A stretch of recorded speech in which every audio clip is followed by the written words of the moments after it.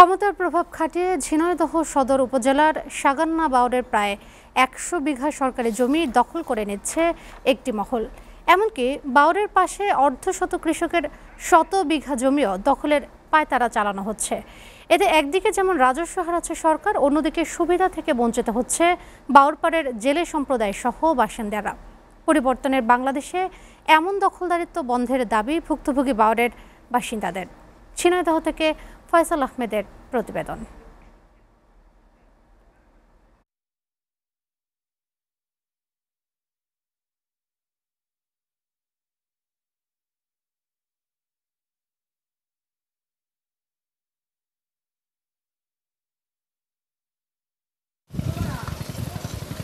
ঝিনাইদহ সদরের বেড়াদি মৌজাভুক্ত এই বাওরটির নাম সাগান্না বাওর।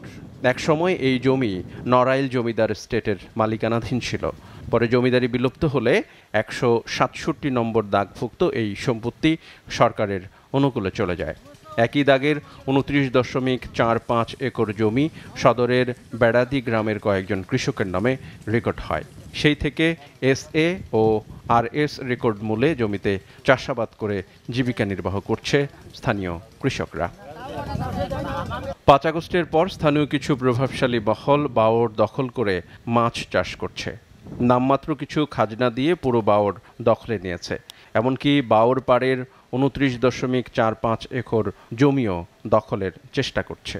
ভুক্তভোগী কৃষকদের অভিযোগ, বাওর দখল করায় সরকার যেমন হারাচ্ছে লাখ লাখ টাকার রাজস্ব, তেমনি জীবিকা হারাচ্ছে জেলে সম্প্রদায়। একই সাথে বাওরের পাশের জমি দখল হয়ে গেলে রাস্তায় বসতে হবে অর্ধশত কৃষককে। তাই দখলমুক্ত করে সরকারিভাবে লিজ দেওয়া এবং দখলদারদের উচ্ছেদ করার দাবি স্থানীয়দের।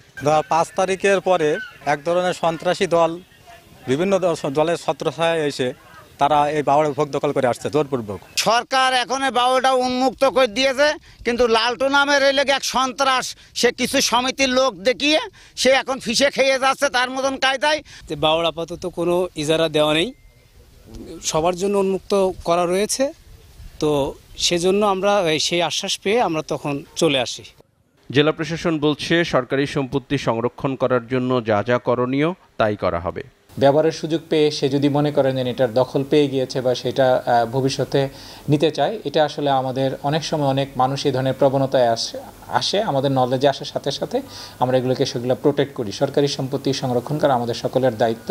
সদরের সাগান্না বাওরের মোট আয়তন ১২৬.৪৫ একর।